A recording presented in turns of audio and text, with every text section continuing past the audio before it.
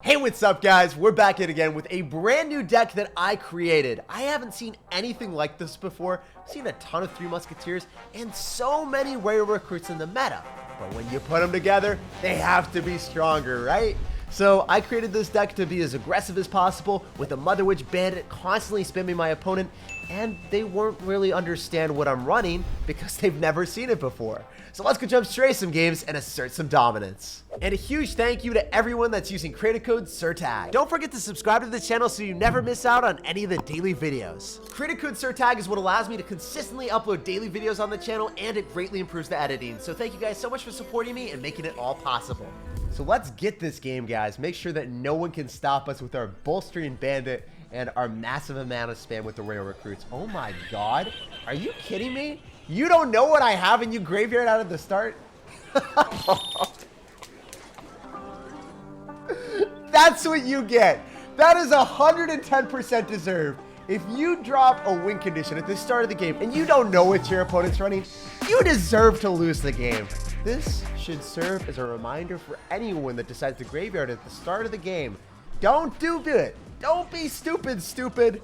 It is a bad decision. If you drop your Golem in the back, it's a little bit better because, I mean, Golem's broken. But graveyard, there's so many people that are running Mother Witches. There's so many people with minion hordes and goblin gangs and all these other things.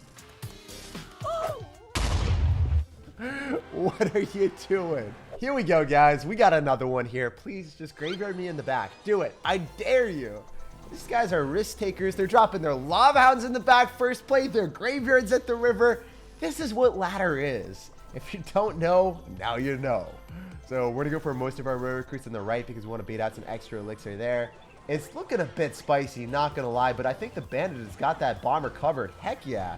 And that's why we run bandit, because if you get yourself into a bad spot, usually the bandit can bounce out of it, finishing off the bomber, allowing us a massive counter push, and we're going to be able to destroy the miner too. I don't know if we need to zap that or not. Nah, we don't. That's what I'm talking about. Completely calculated.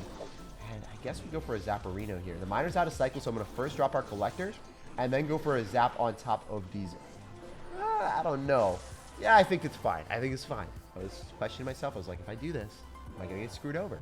He's already saying good game. He feels like we won. And generally, when you run Royale recruits with 3 Musketeers, people just aren't prepared for it. They're like, oh, it's Royale recruits fireball with fly machine. I've seen this a million times. And then you whip out the 3 Musketeers and we're like, no, not today. And our opponent's like, why? Why do you have this abomination? I love creating new decks like that because it always surprises people. And the surprise factor wins you games more times than the mechanics with the deck. So you don't even have to be that good when you run a crazy deck. Sometimes your opponent expects you to run something different. They make a misplay and you win automatically. And that's part of the reason that it's just so much more fun. So I'm going to go in for a bandit, and I'm also going to follow up with a heal spirit. So maybe we can keep the muskies alive a little bit longer. Definitely want to go for a Zapperino on that. Keep the musketeer alive and well. And the musketeer is going to lock on the right. Maybe the bandit gives us a little dasherino on the left. That's what I'm talking about. She is dashing through and truly asserting the dominance. So if I go in for another elixir collector here and then rare recruits immediately, I think he's going to go for a miner and we can catch it. Give me another miner. Oh, he didn't do it. Wow, he's just going to straight up balls to the walls, go through with a balloon. So that's fine for me. I just go for the 3 Musketeers. We get counter push like that. We follow up with a bandit on top of the bomber, and we're able to get massive value in both lanes. I can Mother Witch too, so this is hilarious. I'm going to be able to take both towers here. He took one, but at the cost of everything. What did it cost? Everything. What did it cost, sir? So we're going to go in for the Goblin Gang. Heal Spirit on the right because he might want arrows on the left, and then he won't have anything. So it's going to zap. Looks like the right-hand side is definitely ours. And I want to go for a bomber counter in the middle here, like bandit on top of it, and then the bandit goes towards the tower. He's not going to have the cat-like reflexes. He's not able to stop us. We're 3 Musketeering in the middle because he has the balloon to take the tower, and then he gets 3 crowns. So pick your poison. Do you want to lose the game to 3 Musketeers? Wow, I guess you do. I didn't even have any time to react to that. I was like, I asked him a question, he answered immediately. This man is a decisive sir. So jumping into this game, you guys already know the deal. If we go for a Goblin Gang, most of the time your opponent will be like, oh, log bait. I've seen this a million times. I've built 5 answers in my deck to defeat log bait. And then we're like, no, dude, it's not log bait. How many answers do you have, Royale recruits Musketeers? Probably a big fat 0, baby. So I'm going to go for my Muskies. I can follow up with a Bandit in the right or the left. Generally want to support the one Musketeer a little bit more, but why is he doing that? Oh my god, wait.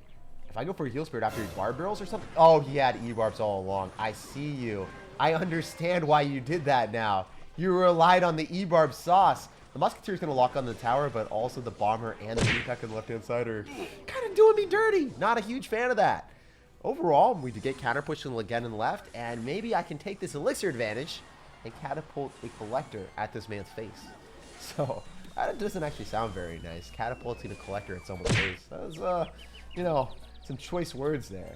So, if we Goblin Gang and he Miners, it's a vibe, but he Lightnings. Okay. Even better. Sneaky, sneaky sirs. So, 3 Musketeers all in one lane when our opponent doesn't have Lightning. Is that a play? Is that a strategy? It could be a play if he drops E-barbs. Honestly, I've seen stuff like that work before. So we're going to Goblin Gang. Just try to go opposite lane here. See if we can get anything out of him. If we get a Bomber, that's okay. It's definitely a vibe. And now we can slow roll Royal Recruits without the Bomber having to worry about that thing. It feels good. Oh, wow. Electric Giant Lightning with Bomber. That's a weird variation of a deck that I haven't seen before. But I want to bamboozle him on the right-hand side, so then he has to spend all of his elixir on it. And I think if we Heal Spirit here... Ooh. Wait, no, he just doesn't have Lightning. I'm going to go in for a Bandit. I'm going to do it. I thought that I should, and then I realized that I needed to. Just, have you guys ever done that before? You're like, I probably should do this, and then you realize, if I don't do this, I just lose. That's exactly what happened there. And he tornadoed, so this is fine. We can just go for the 3 Musketeers in that lane. He's going to Lightning eventually, but then he has nothing for the Collector. He's going to Lightning eventually. So, this is what we wanted to see. This is where our Elixir advantage actually has its stance. So we're going to have our place in this world with a Goblin Gang and a Bandit. We will shut down the Elite Barbarians. Don't have to worry about that at all. And I thought he might zap or something, but I guess not. Bandit will save our butt without the Elite Barbarian touching us. And then we'll go for our 3 Musketeers. So this is what we need to do. If this works out and we spam the right-hand side really aggressively, we can win the game. We're going to put him to shame, and he's only going to have his Electric Giant Lightning to blame, baby. So lots of spam on the right-hand side. Good stuff for us. We're going to go for another Mother Witch. He really wants the Lightning in that tower. And if he tries to Lightning in the tower, maybe we can just spam on the right-hand side. Yo, we got to go all in. We got to go balls to the walls. We got to drop everything that we have to the point that he doesn't have Elixir. Yo, we got to finish it off before he Lightnings. Let's go. That's what I'm talking about, baby. Never give up, never surrender, because the Elixir Collector can always put you back in business. It's just the moral of the story. And after that one, we are 8,000 in the world, baby. We're going to keep cruising up. Here we go. Another deck, another day, another game where we're able to make people sad pandas. So we're going to drop our 3 Musketeers in the back. As soon as we do that and we get a value with a Royal Ghost, I'm about it, never doubt it. Because if I Bandit on top of the Royal Ghost, oh. They ask you how you are, you just have to say that you're fine when you're not really fine, but you just can't get it. No. I was going to say, we would have the immaculate vibes of getting the Musketeers and the Bandit pulverized in the tower. It would just feel all great in the world, but unfortunately no such luck. The thing that's good is Poison's out of cycle. I can go for a Collector. He's not going to be able to punish that super aggressively, but he P.E.K.K.A.s in the back. Okay, so I can't go for the Collector. I'm down some Elixir. I am up damage. So there is that for us. Glad I didn't zap. If I had zapped and then our opponent went in for a Battle Ram, it would have been really bad for me. So now we can fully counter the Battle Ram, the Ray Recruits, and the P.E.K.K.A at the same time. So overall, it's fine. I don't like that the Magic Archer is hurting me in such a way, but sometimes you just got to take it for the team. You got to realize, hey, you can't make everything work out wonderfully in life, but at least the Magic Archer dies in the end, right? Nope. You eventually get... Big Brain Brian out here zapping me like that. Why are you Big Brain Brian? Why can't you be Small Brain Brian? So if I had zapped first, that would have been a vibe, but unfortunately no such luck here. We did Potato. And the Heal Spirit's going to be able to do some damage to the Bandit and make sure it doesn't dash on our tower. But overall, he's up a lot of damage. Last game we were losing, and we came back. So maybe we can pull out a similar feat here. I'm going to go in for our 3 Musketeers. No, I'm going to go in for a Mother Witch. Then I'm going to go for Royal Recruits, and I'm going to spam a lot of stuff on the right-hand side. If I go in for 3 Musketeers, it's just free poison value, so we're not about that life at all. Royal Recruits with the Mama Witch. See what he has for that. I don't think he's going to be able to easily defend that. And if you go in for a poison, that's what we wanted. That is exactly what we needed. To be honest, if our opponent poisons and then he has nothing for the 3 Musketeers that pulverize his entire counter push, this is the vibe that we deserved. This is what we wanted in life, baby. And then the P.E.K.K.A doesn't hit what he needs as well. The Musketeer will valiantly pursue her endeavors in the right-hand side, and we could heal Spirit. Oh, man. Please just give me enough elixir for the Royal Recruits. We need it. We need it so bad, baby. I'm going to go for the Mother Witch. We're going to be able to destroy the Royal Ghost. I can go for a Bandit as well. That Magic Archer, please don't target my Royal Recruits. Just go on the left-hand side. Ignore everything. You don't see anything in the right-hand side, Magic Archer. Oh, my God. The poison? The poison wasn't in time. Maybe we got this. The Mother Witch needs one more hit. It did not happen. Oh, my God. This game is coming down to the wire. It has been ridiculously close. Good zap on his end, but it's not going to be enough. The two Musketeers are putting in the dream team.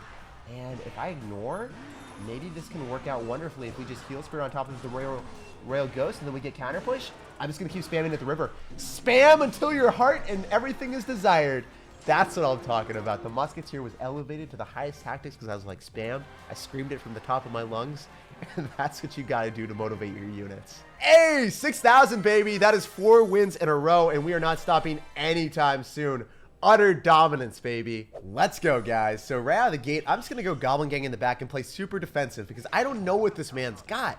Look at What this the dude. heck are you doing? Also, why after we win games, we play against so many lower trophies than me? This is always happening. Like the last game, you're like, please just let me win. Let me secure the easy win streak. And then the game's like, no, Jake, you shall not pass.